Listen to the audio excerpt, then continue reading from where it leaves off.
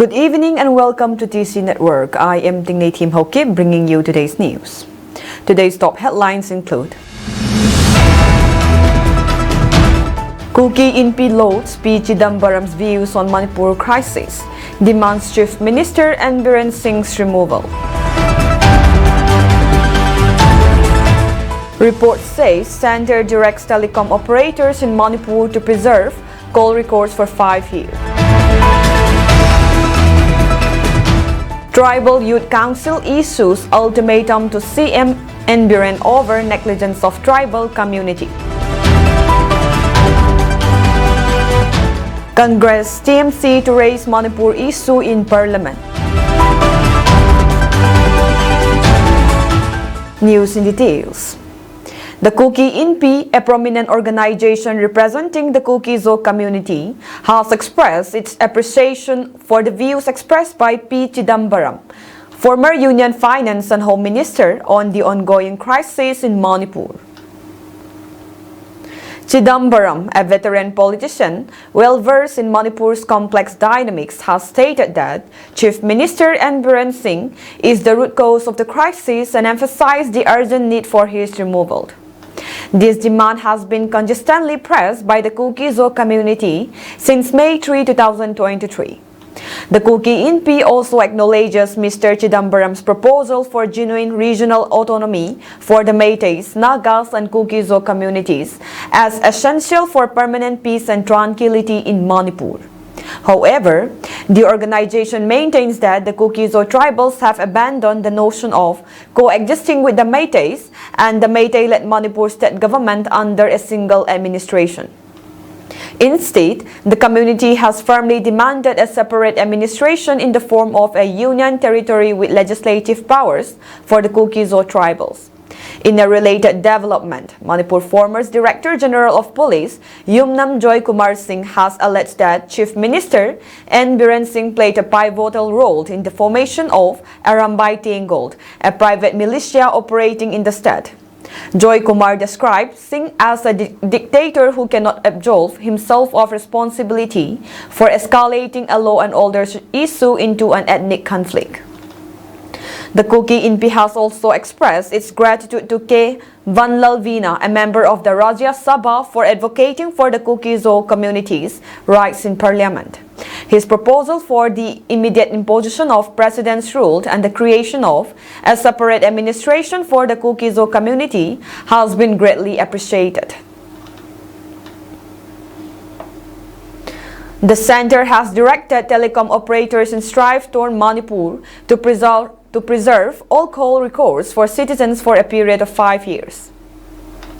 The instructions were issued to telecom operators after the Ministry of Home Affairs gave directions in this regard to the Department of Telecom, reported the Tribune quoting sources.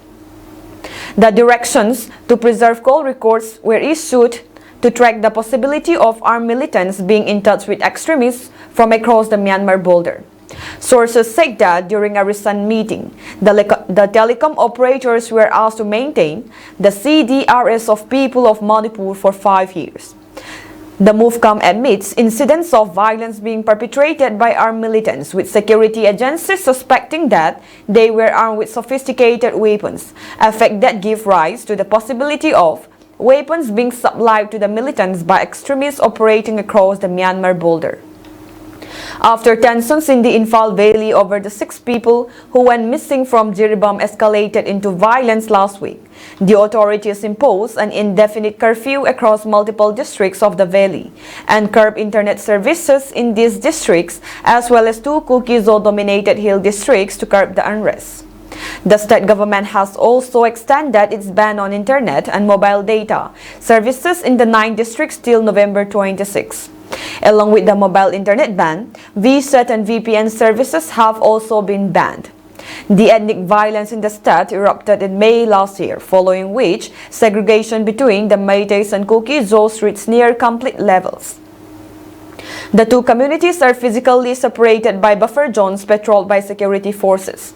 The opposition Congress has demanded the resignation of Union Home Minister Amit Shah, citing his failure to stop the ongoing violence in Manipur, as well as the resignation of Manipur Chief Minister N. Biren Singh.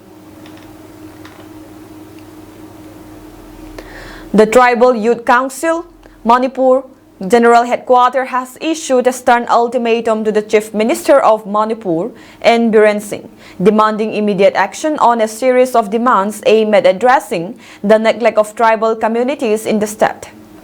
In a press release issued on November 25, the TYCM General Headquarters put forth a charter of demands, which also include previous memoranda submitted to the CM on October 7 and November 6. In its letter, the TYCM demanded the nomination of 2 members to fill the vacancies in the Manipur State Commission for Scheduled Tribes (MSCST), the appointment of a separate member secretary for MSCST, the regularization of the 8 clerical staff of the MSCST, the recruitment of research officers, senior legal officers, and clerical staff in the MSCST, to enhance the fund allotment for the MSCST from Rs 19 lakh to Rs 10 crore, and to create a separate fund held under the National Commission for Scheduled Tribes. The TYCM also demanded for the filling of vacant posts in the Directorate of Tribal Affairs and Hills Department, Manipur, as well as the expedite release of pending benefits for the financial year 2022-23 and 2023-24 under Tribal Affairs and Hills Department.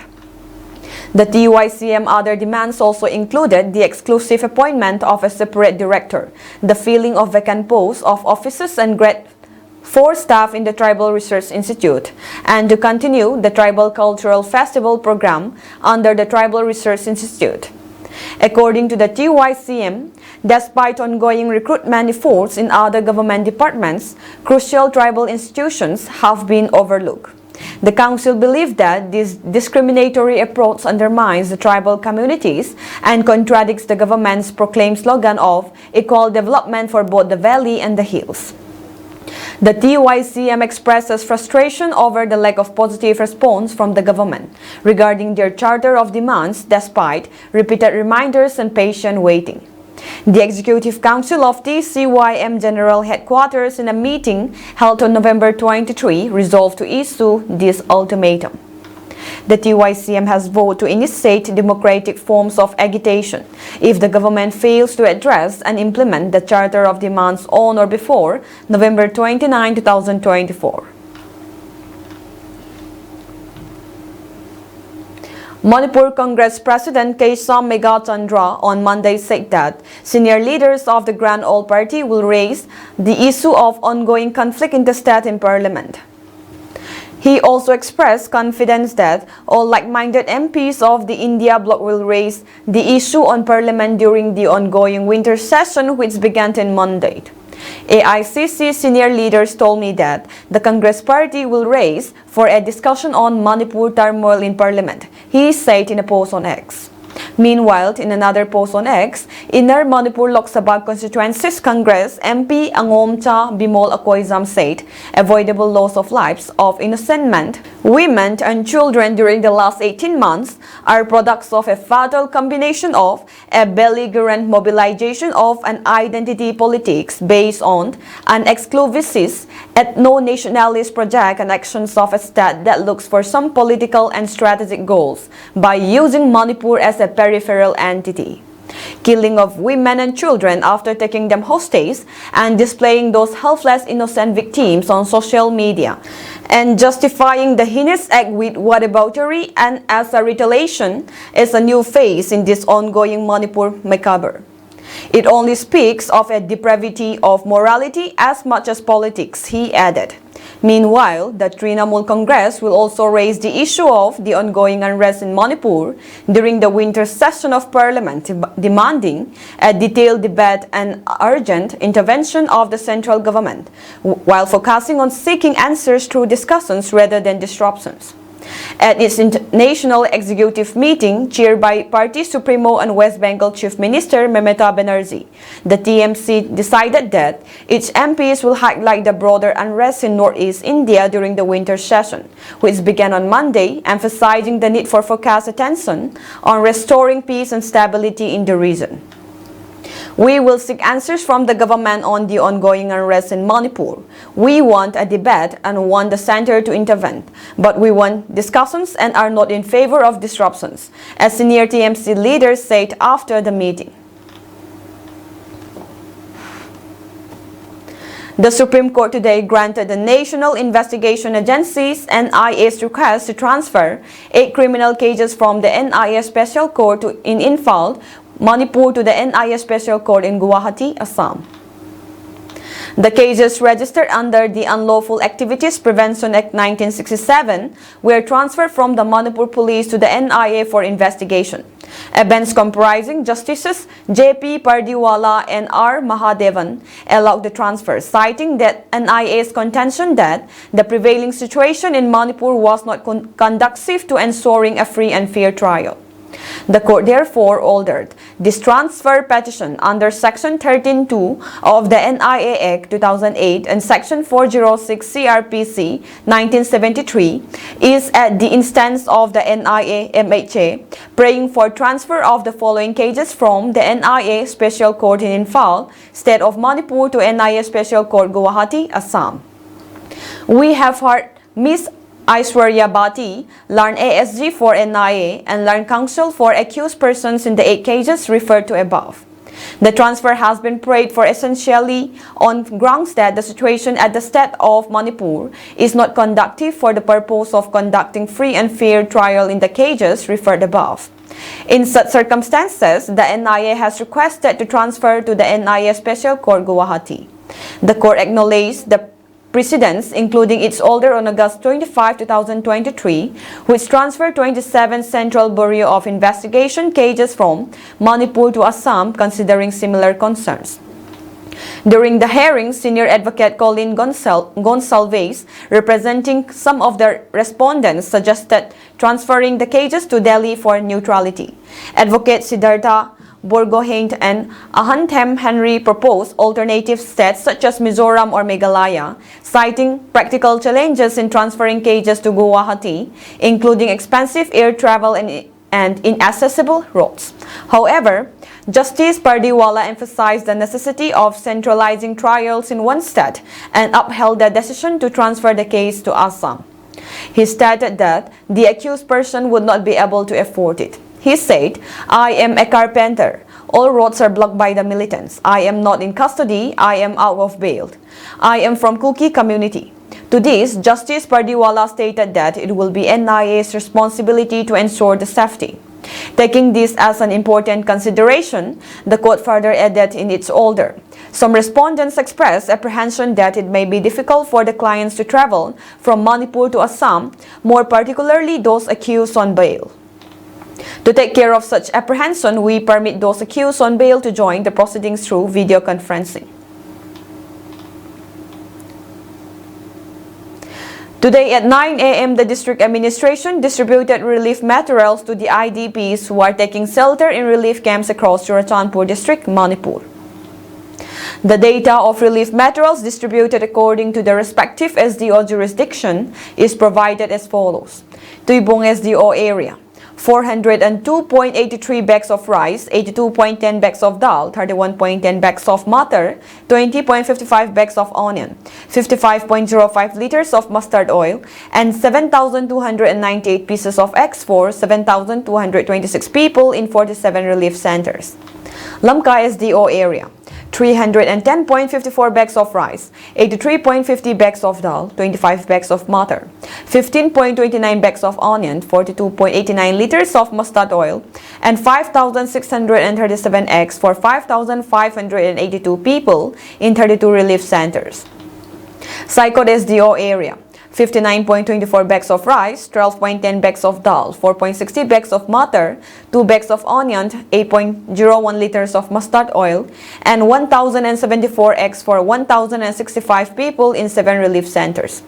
Singat SDO area, 50.90 bags of rice, 10.50 bags of dal, 4 bags of butter, 2.60 bags of onion, 6.91 liters of mustard oil, and 922 eggs for 912 people.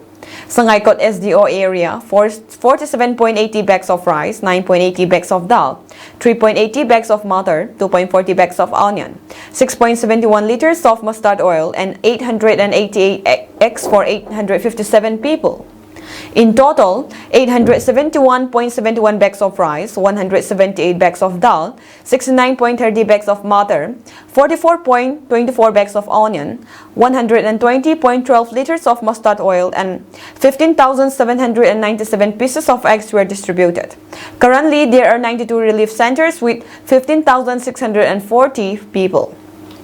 Since June 2023, the district administration has been providing regular supplies of essential commodities to the relief centers.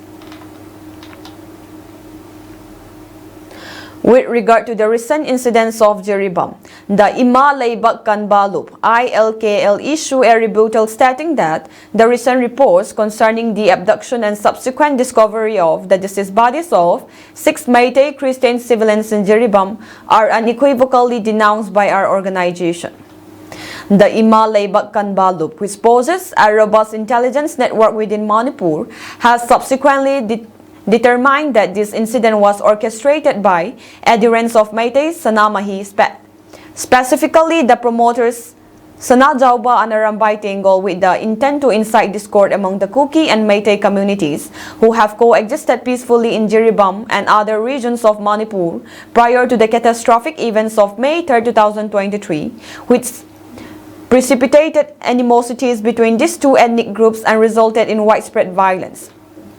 As per the intelligence gathered, the 6 Meitei captives were present during the incident when Mar volunteers were engaged in the arson of Meitei residents in Yairon, Jiribam, as a retaliatory response to the fatalities of Mar women at the hands of Meitei Sanamahi followers, including Arambay Tengol and personnel from the Manipur Police Commando. Despite the potential for lethal violence against the captives at the moment, the Mar volunteers, adhering to their Christian principles, refrained from committing further atrocities and instead rendered assistance to women and children trapped within the engulfed structures. However, following the announcement of the deaths of 10 Mar volunteers by CRPF and Manipur Police Commando, the Mar volunteers, having previously rescued 6 women and children along with 2 men, subsequently executed the male captives while releasing the women and children on humanitarian grounds.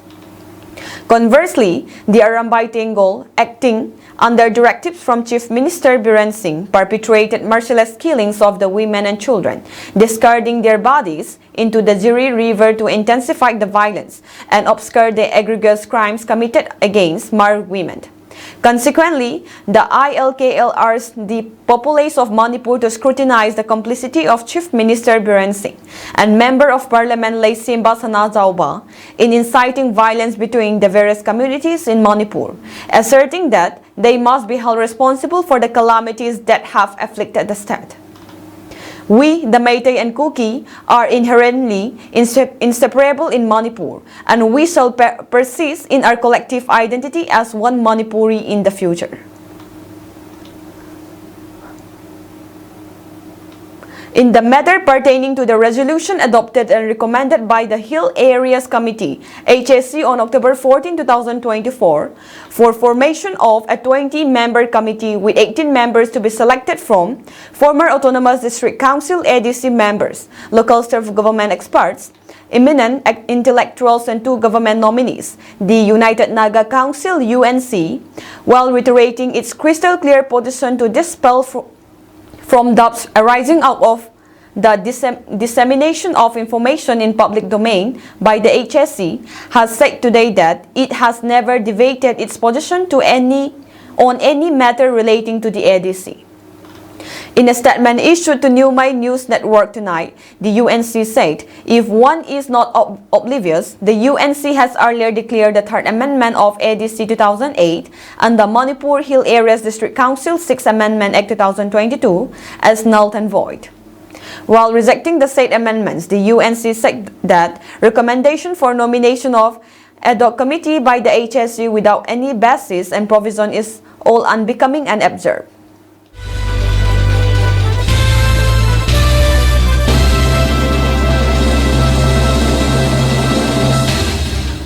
The administration in Uttar Pradesh Sambhal, where 4 Muslims were killed during a survey of a Mughal-era mosque, was caught on the wrong foot a day ago, on November 25, after the chairperson of the mosque managing committee alleged that he personally witnessed police firing bullets at the mob. Jafar Ali's allegations contradicted the claim of the police that they did not fire any lethal weapons and the crowd can only use tear gas, lathi chairs and rubber pellet guns to disperse the people. Soon after Ali made the allegations in a press conference, the lawyer was summoned for questioning by the police, who held their own press briefing to deny his claims. The police called his allegations misleading and politically motivated. Ali was later allowed to go home and the police clarified that he was not being detained or arrested. 4 Muslim men have been confirmed dead so far in the violence that took place on the morning of November 24 during the survey of the Sahih Jama Masjid. The police said that the post-mortem reports thought they were killed during the gunshot wounds but have maintained that they were fired at with country-made weapons. The police had tried to suggest that the members of the mob shot at each other during the chaos, but stressed that all would be clear after a magisterial probe report. I saw that the police were firing bullets. It happened right in front of me. There was no bullet fired from the public in my presence, Ali said. He also alleged that the police were carrying country-made weapons during the incident and that they vandalized and torched their own vehicles parked near the mosque. Police were also carrying desi katas. Why will the protesters kill each other? If they had to fire, they would have fired at the police and not the public. This is something to think about, said Ali. Union Information and Broadcasting Minister Ashwini Vaishnaw announced the launch of PAN 2.0 on Monday, introducing a major upgrade to the existing PAN card with the addition of a QR code. The enhanced PAN card will serve as a common business identifier across all digital systems used by government agencies, streamlining processes and ensuring seamless integration for taxpayers. The Cabinet Committee on Economic Affairs, led by Prime Minister Narendra Modi, has given a green signal to the PAN 2.0 project for the Income Tax Department by allocating a substantial rupees 1,435 crore to the project, as stated in the official release. This initiative by the Government of India is all set to transform the current taxpayer registration system with enhanced technology, making the entire process even smoother for common people. Union Information and Broadcasting Minister Ashwini Vaishnaw announced the launch of PAN 2.0 on Monday, introducing a major upgrade to the existing PAN card with the addition of a QR code. The enhanced PAN card will serve as a common business identifier across all digital systems used by government agencies, streamlining processes and ensuring seamless integration for taxpayers. The Cabinet Committee on Economic Affairs (CCEA), led by Prime Minister Narendra Modi, has given a green signal to the PAN 2.0 project for the Income Tax Department by allocating a substantial rupees 1,435 crore to the project, as stated in the official release. This initiative by the Government of India is all set to transform the current taxpayer registration system with enhanced technology, making the entire process even smoother for common people.